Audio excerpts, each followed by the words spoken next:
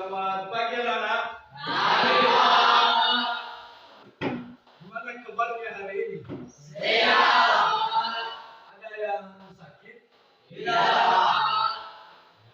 Sebelum kita masuk pada pembelajaran kita pada hari ini, alangkah bagusnya kita menyerahkan tubuh dan jiwa raga kita ke dalam tangan Tuhan. Apa yang pimpin kita ke dalam doa? Oke ya, silakan ke depan.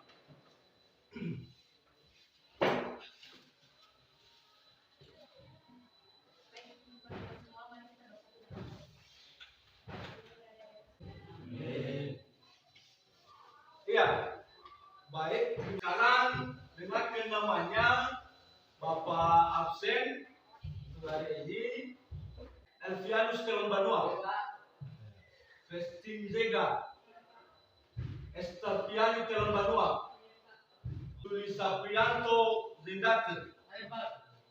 Iya, baik. Semua hadir hari ini ya. Dan harapan Bapak untuk kedepannya tetap dipertahankan ya, supaya semua bisa hadir di proses pembelajaran kita. Nah, jadi sebelum Bapak mulai pembelajaran kita pada hari ini saya perhatikan, ini saya kurang tahu apa penyebabnya, ini masih semangatnya ini masih kurang saya perhatikan ini. Nah, jadi untuk membakar semangat anak-anak kami, ya, ada berupa slogan sama Bapak di sini sebelum kita memulaikan proses pembelajaran. Ya. Sepakat kita itu dulu ya. Jadi kalau Bapak mengatakan berarti SMA, maka anak-anak kami menjawab unggul, ya. Kemudian lagi kalau Bapak mengatakan SMA, anak-anak kami menjawab maju bersama hebat semua. Bisa ya, kita dengar ya, kita coba ya. Oke, SMA. SMA. Maju bersama hebat semua. Iya, terima kasih. Pernah nggak dengar kata keanekaragaman hayati ini? Anak ini, kalau memang sudah pernah, bagaimana tanggapanmu atau pendapatmu mengenai keanekaragaman hayati ini? Di sini silakan keluar. Apa tadi si Elvianus? Apa itu keanekaragaman hayati menurut kamu? Menurut pendapat saya tentang keanekaragaman hayati ialah bentuk variasi dari makhluk hidup pada tingkatan gen, spesies dan ekosistem yang berbeda di setiap wilayah. Dan keanekaragaman itu dapat dibentuk karena adanya persamaan dan perbedaan pada ciri maupun sifat pada suatu makhluk hidup tersebut. Ya, kita terus dulu untuk teman-teman. Kita lanjutkan. Oke, baik. Tujuan pembelajaran yang akan kita capai bersama pada pembelajaran ini atau materi keanekaragaman hayati ini nantinya adalah yang pertama, mengidentifikasi makhluk hidup berdasarkan tingkat keanekaragaman. Itu yang pertama, tujuan pembelajaran yang akan kita capai bersama. Kedua, mengelompokkan keanekaragaman hayati Indonesia. Ketiga, mendiskusikan upaya pelestarian keanekaragaman hayati Indonesia. Keempat, memahami sistem klasifikasi makhluk hidup.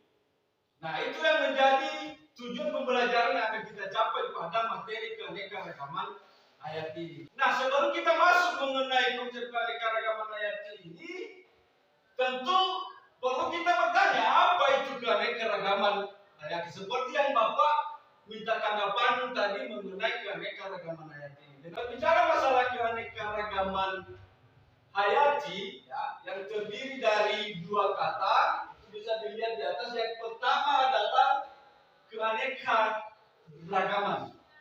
Ya, kemudian kata keduanya adalah hayati. Masing-masing daripada keanekaragaman dan hayati ini memiliki artinya ya. Seperti di atas, keanekaragaman itu ya, itu mempunyai arti keberagaman atau variasi. Ya, keberagaman atau variasi. Berbicara masalah kata hayati, itu adalah sudah pasti artinya adalah makhluk hidup. Keanekaragaman hayati itu adalah ya, keberagaman atau variasi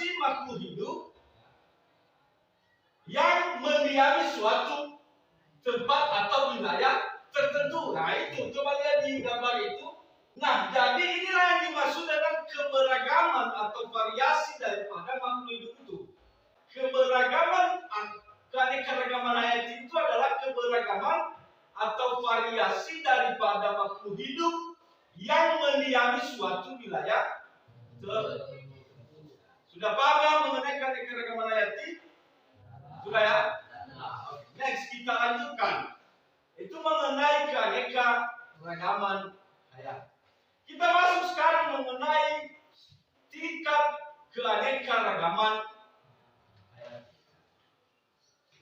Ini tingkat keanekaragaman hayati ini ada tiga seperti yang nampak pada slide di atas. Itu ada ekosistem, itu tingkatan daripada keanekaragaman hayati. Yang kedua adalah ada jenis dan gen. Jadi pada tingkat keanekaragaman hayati ini tentu memiliki tingkatan yang paling rendah sampai ke umum atau ke atas.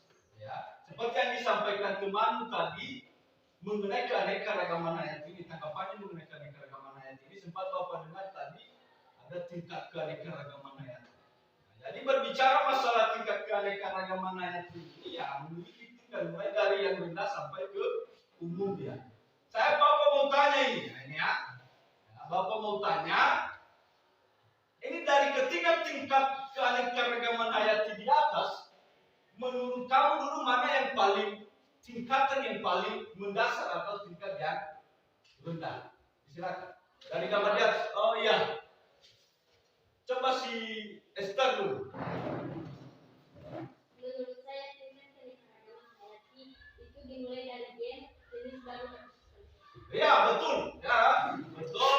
Gen, jenis dan ekosistem. Ya selamat ya dapat satu bintang dari Bapak. Biar Bapak cek dulu namanya.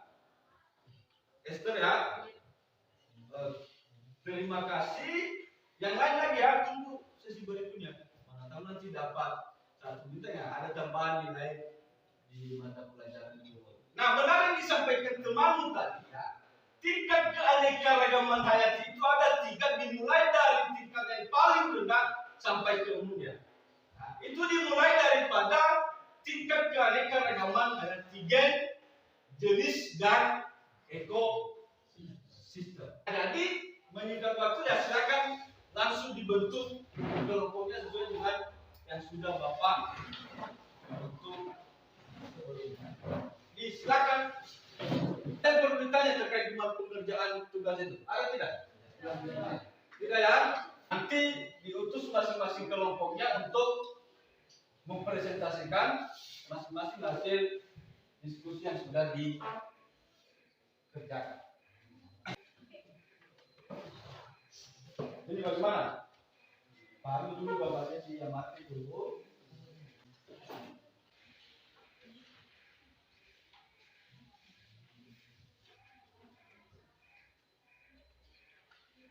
Perhatikan ini ya, mengenai ekosistem ini kan ada pilihan, silakan dicari definisinya, perhatikan gambarnya mengenai 4 ekosistem itu, tentukan ekosistem yang saja itu masing-masing.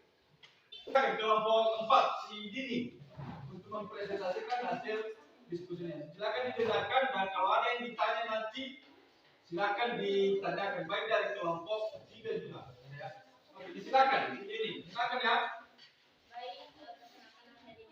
Kami dari kelompok 4 mempresentasikan hasil pengamatan kami pada keanekaragaman tingkat ekosistem.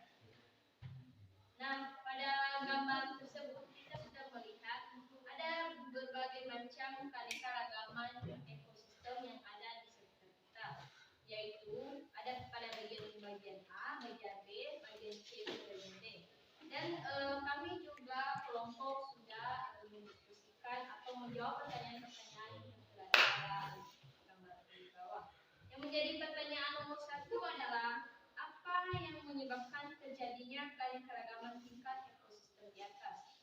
Dan yang menjadi pertanyaan nomor 2, kemudian amati gambar di atas dan identifikasikanlah ekosistem apa gambar tersebut. Dan vegetasi apa yang mendominasi wilayah tersebut? Baik, kami di sini sudah menjawabnya. Yang menjadi jawaban nomor pertama yaitu yang menyebabkan terjadinya keanekaragaman ekosistem adalah perbedaan letak geografis antara lain, merupakan faktor yang menimbulkan berbagai bentuk ekosistem. Perbedaan letak geografis menyebabkan perbedaan iklim.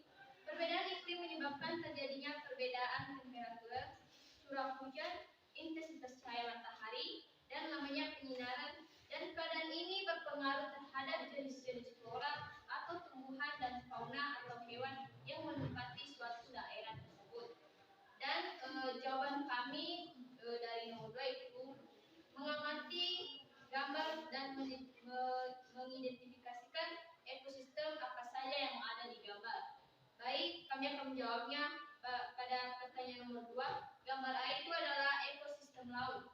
Yang vegetasi yang mendominasi adalah ikan besar dan ikan kecil. Nama saya Desmanten Barma, kami bertanya untuk kelompok 4 mengenai keanekaragaman ekosistem. Nah, pertanyaan kami sekarang, bagaimana jika keaneka ekosistem tersebut rusak? Contohnya, ekosistem hutan yang terbakar, bagaimanakah dampaknya terhadap makhluk hidup tersebut? Baik, saya di sini akan mengambil kesimpulan dari ketiga jenis keanekaragaman yang telah kita bahas.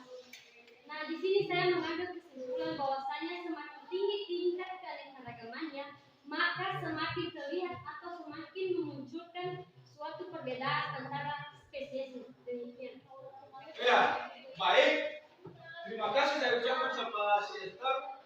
Nah, Bapak coba simpulkan di sini, ya, sesuai dengan yang sudah kamu sampaikan, yang sudah kamu bahas, yang dimana tingkat keanekaragaman yang sudah kamu pelajari, ya, dan yang sudah Bapak sampaikan, ada 3 yaitu tingkat keanekaragaman gen, tingkat keanekaragaman jenis, dan tingkat keanekaragaman ekosistem. Yang dimana tingkat keanekaragaman gen ini adalah keberagaman atau variasi daripada makhluk hidup, ya, dalam satu spesies yang sama yang dipengaruhi oleh faktor gen.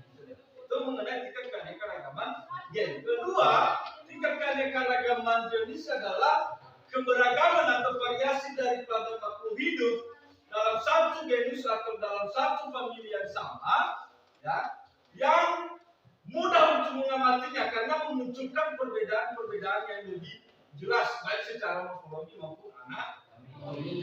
Dan yang ketiga adalah tingkat keanekaragaman ekosistem itu merujuk pada habitat daripada berbagai macam ragam atau variasi daripada makhluk hidup, ya, yang dimana di dalamnya terjadi nanti interaksi antara makhluk hidup tersebut, baik dia secara faktor biotik dan begitu juga dengan abiotik. Nah, jadi semakin tinggi tingkat keanekaragaman hayati itu, maka semakin menunjukkan, ya, atau memunculkan perbedaan-perbedaan yang jelas daripada setiap tingkatan atau setiap makhluk hidup tersebut. Itu kan? Itu kesimpulannya untuk hari ini, benar yang disampaikan oleh temanmu tadi. Nah, jadi silakan dikumpulkan LKPD yang sudah dikerjakan, ya, begitu juga bentuk penilaian yang sudah saya kasih tadi masing-masing ketua kelompok, ya, silakan diserahkan. Terus